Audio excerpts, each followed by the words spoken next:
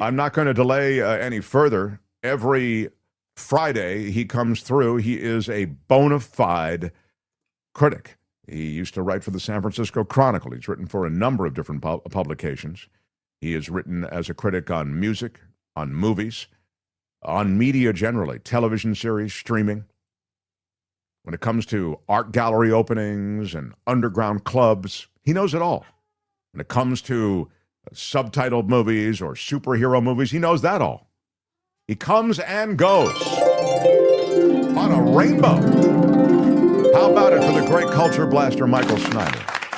And I am happy to be here. You know what they say, Mark? Mo Kelly, less Thompson. I'm on board with that, baby. I don't blame you for jumping on board that train.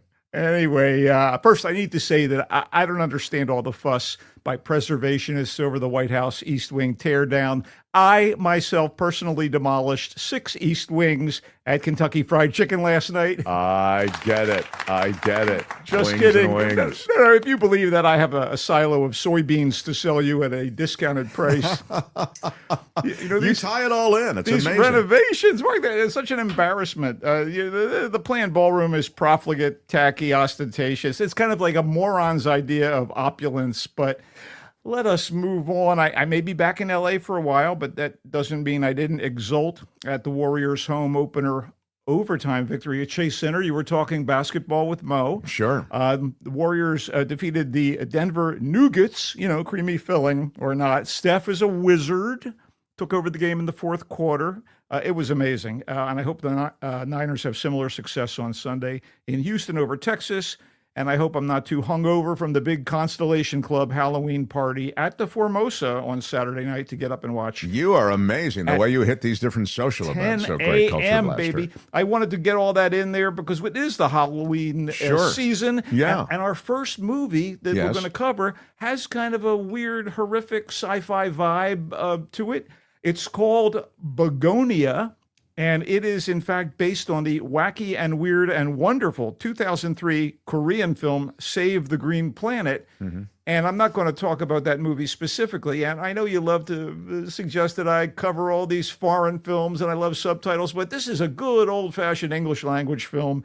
It's called Begonia again. And by the way, Begonia, just for those who aren't aware, is an ancient Mediterranean belief that bees could be generated from the carcass of a dead cow through some kind of weird ritual. Seriously? How does this relate to the movie?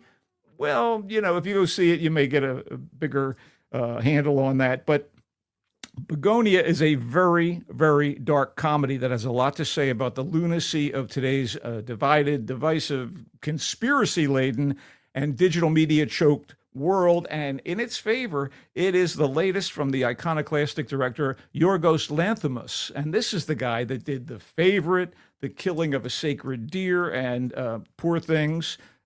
And that was a little more recent. And they may still be my favorite of his films, but this has its moments, even though it kind of goes off the rails in a deliberate manner at a very significant juncture. But getting there is such a wild and disturbing ride, and you have great principal cast members here. So here's the essence of it. Michelle, played by regular Yorgos cast member Emma Stone, is the CEO of an Amazon-type company. Teddy, played by Jesse Plemons, is a low-level worker there, and he and his seemingly cognitively challenged brother, Don, played by Aidan Delbus, keep bees at their ramshackle house and despair over the dying of the bees, which we see is part and parcel of their anxiety. So, more to the point, they plan to kidnap Michelle in an attempt to prevent global destruction, purportedly by Michelle's otherworldly comrades. So they are borderline loony, one would think. Will Tracy's script is appropriately kind of funky and freaky. I was caught up in it. It wasn't totally satisfying. Not everything gels the way it might, and I still think that The Favorite and The Killing of a Sacred Deer are high watermarks in Lanthimos' filmography. But man, I got a kick out of Begonia, and it doesn't hurt that you have somebody like Emma Stone and somebody like Jesse Plemons at the heart of it. It's in select theaters, and Begonia gets a recommendation. Wow. You piqued my interest. I might like it. You very well might. By the way, It's not a horror movie at all. not per se, but it's horrific. And remember, they're kidnapping someone, and they think she is something more than one would expect. Okay. So Wow, I one don't more, know what that- there's one a more quick tip in casting there. note. Yeah. Alicia Silverstone shows up here in a role, and she's, She's a good actress, isn't she? she's a fine actress. Yeah. Okay, this is something very near and dear to me, close to my heart. Yes, sir. I'm a Philadelphia native. I have roots in New York and New Jersey. So Springsteen, Deliver Me From Nowhere, was on my radar a while ago, and I thought, this is going to be cool. And what it is essentially is a slice of the sprawling life of a world-renowned artist who is wrestling with depression and trying to hold on to his identity as an everyman. And we're talking about Springsteen here. In fact, if you were going to boil this down to one short phrase, it would be anxious rock star with daddy issues, bangs waitress and regrets it. That's basically the essence of this. But it also has clips of Springsteen performing live with the E Street Band. It has him interacting with some of his friends of his youth, his road manager, and of course, what we would have to refer to as his manager, and not only his manager, his advocate, the guy who first said, I've seen the future of rock and roll, and his name is Bruce Springsteen, that being John Landau, who was listed as a producer on many of his records as well. At this point in Springsteen's life, he's already had success. His album, The River, in the wake of The Wild, the Innocent, and the E Street Shuffle, was a hit. He was drawing massive crowds. He had kind of a hit single with Hungry Heart, and he wanted to kind of get back to basics. So what he ends up doing is moving into a house on a lake back home in the Asbury Park, New Jersey area, and recording demos, some of which would eventually end up on Born in the USA, his massive double breakthrough, and also a bunch of songs that were far more intimate. And he's recording them on a little cassette player in this house on his own. And these are the songs that would become a very deep and spare and dark album called Nebraska. Sure. While he's doing this, he's also sitting in with a band at the local club where he first surfaced, the Stone Pony, and where he meets a hot young waitress and takes up with her for a brief time. So, it's interesting, but it's such a tiny little bit of Springsteen's life. I'm unclear. This is a drama or this is a It's documentary? a docudrama. So it's a docudrama. So these are actors playing Springsteen. You're not going to focus in on him picking up a waitress in a No, what I'm saying, okay, I get it, but you haven't mentioned any stars or people or directors or anything yet. You said, you said we're going to focus on him. I don't know. I'm going to get to that. I wanted to give you the context of this thing. It is about this little piece of life. And the life of a superstar. So here's the point. Yeah, okay, go ahead. Springsteen is played by Jeremy Allen White.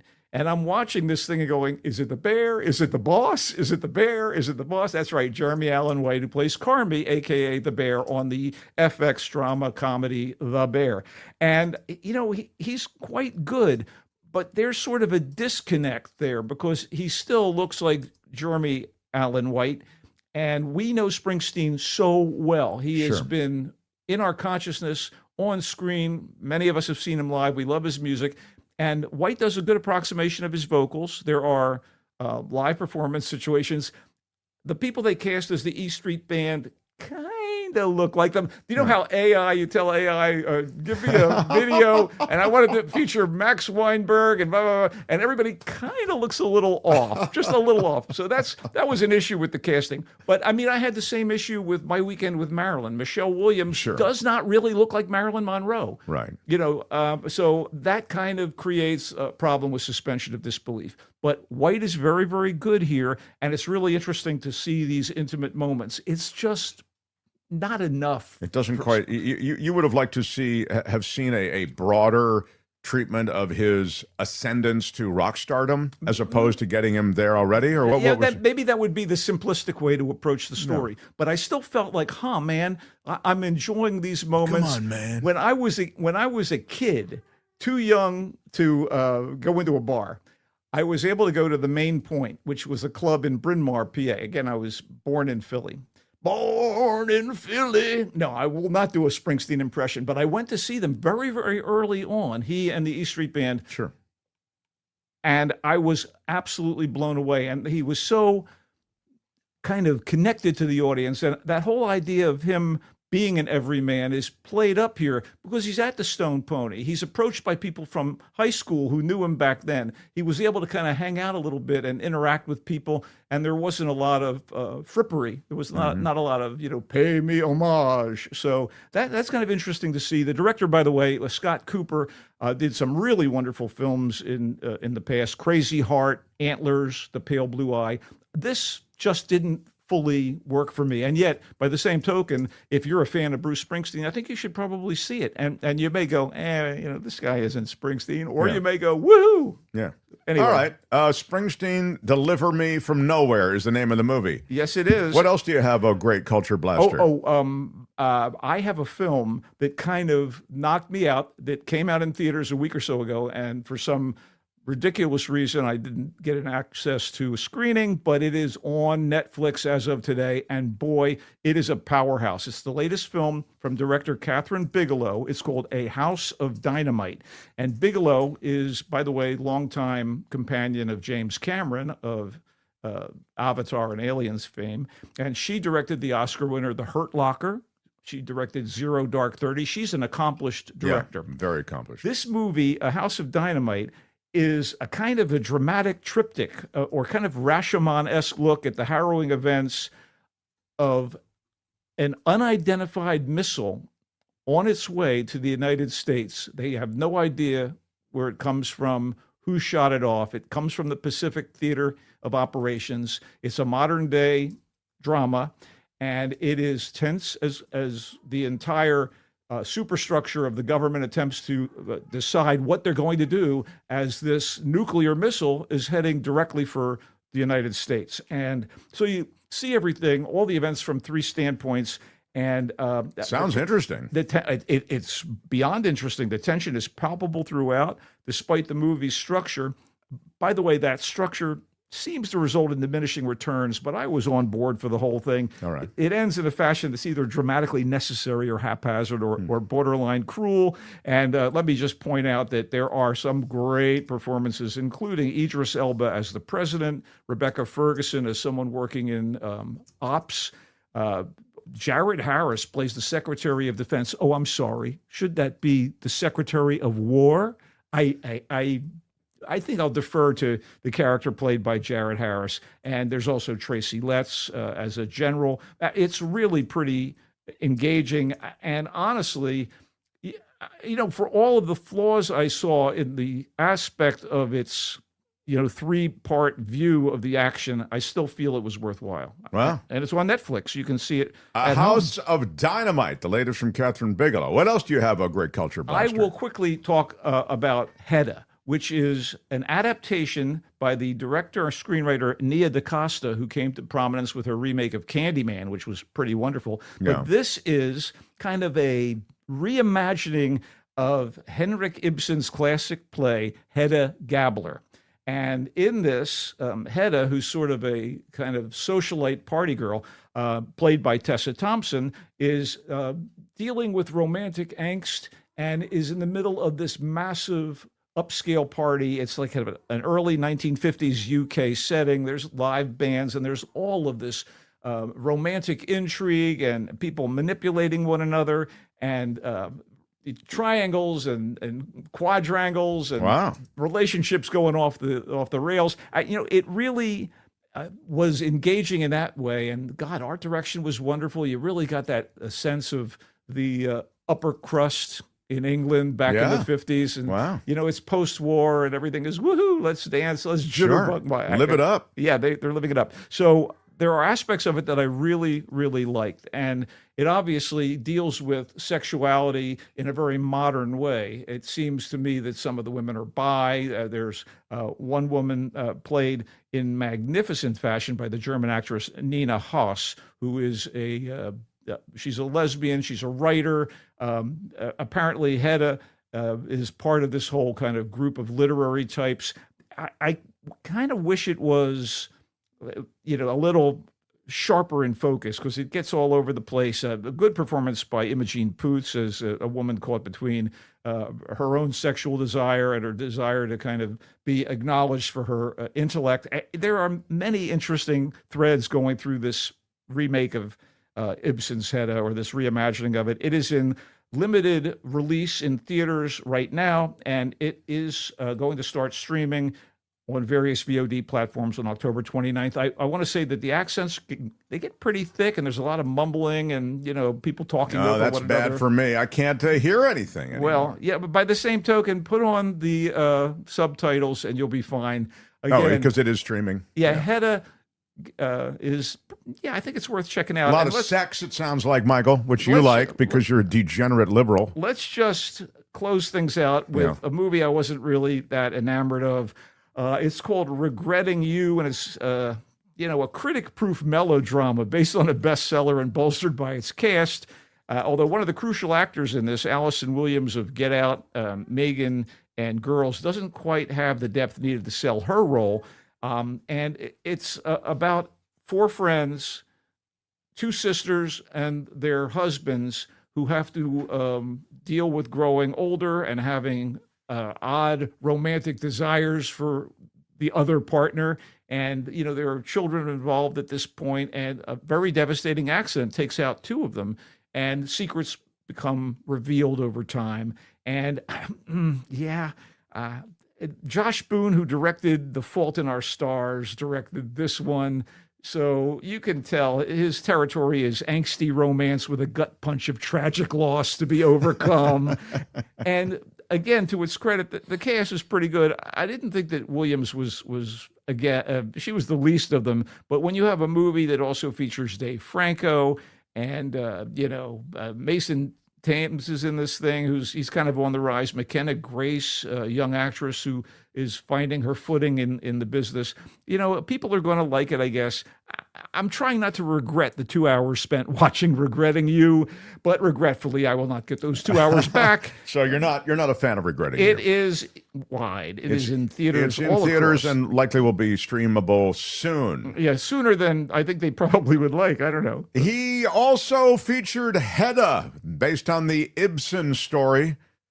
Michael thought it was interesting. It was kind of intriguing, at least the way you summarized it, like this post-World War II liberated, what shall we say, joie de vivre? There's a certain joie de vivre, but there's obviously a shadow over all of it, as people are still going to be venal and self-serving and trying to seduce one another. I don't know, A House of Dynamite, the latest from Catherine Bigelow. You can stream it, amazingly. It's a very good movie. Michael really feels that her oeuvre is so strong, her body of work. Events of around an unidentified missile coming to the U.S. Idris Elba is the president. Gosh, I wish Idris Elba was actually the president. I agree with you. Rebecca Ferguson's in it. Jared Harris, Tracy Letts. Go see it, and you can go see it in your living room. True. A House of Dynamite, that's called. You may have issues with the closure when you watch this movie. Yeah, that's not a perfect movie, No. Michael says. Springsteen, Deliver Me from Nowhere. Speaking of imperfection, directed by Scott Cooper. It picks up Springsteen, already a success, working on songs for the Nebraska album. He meets a waitress. They fall in love. Jeremy Allen White from The Bear plays Springsteen. Michael said it's interesting. If you're into Springsteen, you might like it. You might also be annoyed by it. It sounded to me like it didn't ring your bell. I won't denigrate it. And by the way, it's not so much that they fall in love, but they fall in bed. I got it. I said love. Oh, by the way, wait. One more quick note. John Landau, who I mentioned as his longtime advocate, is in fact played by the ever popular, and I know you love him because you probably watched Succession, but his portrayal by Jeremy Strong is strong. Yeah. Stephen Graham plays his father, by the way, Springsteen's father, and Gabby Hoffman plays his mom, and they're wonderful. And our old pal Mark Maron is even in this as engineer Chuck Plotkin at one point. So just a couple of quick casting notes. I don't know Mark Maron, but apparently he's an old pal of yours. But yes, we certainly do. I respect him, but I don't know him. Comedy scene in San Francisco. Begonia, I missed him somehow. I don't know when he was there. Begonia is where you started. Yes. Ancient belief is Begonia that bees can emerge from a cow carcass. Is that what you said? With the proper ritual, Mark. Anyway, this does involve bees because Jesse Plemons and his brother apparently raise bees at their place. But it's directed by the guy who did The Favorite and Killing of Sacred Deer, Poor Things. Yorgos Lanthimos. Emma Stone plays this CEO of an Amazon-type company, and she is kidnapped by Plevins and his brother, again, trying to save the planet. You liked it. My sense was you liked it, didn't love it. You felt it didn't quite tie up neatly, but you still liked it a lot. It kind of does some crazy stuff 3/4 of the way through that, visually bold, but maybe off-putting for some. But yeah, there you go. All right. What a culture blaster. Your cup runneth over. And thank you very much for your patience in waiting to get your segment on. Oh, it's okay. I understand that. I'm used to it, You can find the Culture Blaster if you want to read the Culture Blaster. And I think he's very much appreciated when you read his stuff. It's at thevoicesf.org. thevoicesf.org. Look for Michael Snyder. And across Culture Blaster media, you can find Michael in all the wonderful places where the Culture Blaster inhabits, on Instagram and YouTube and all the different places. Any closing words, Michael? Just go Niners. I love it. He comes and goes on a rainbow. Say goodbye, Culture Blaster. Happy pre-Halloween, everybody, and we'll see you next week.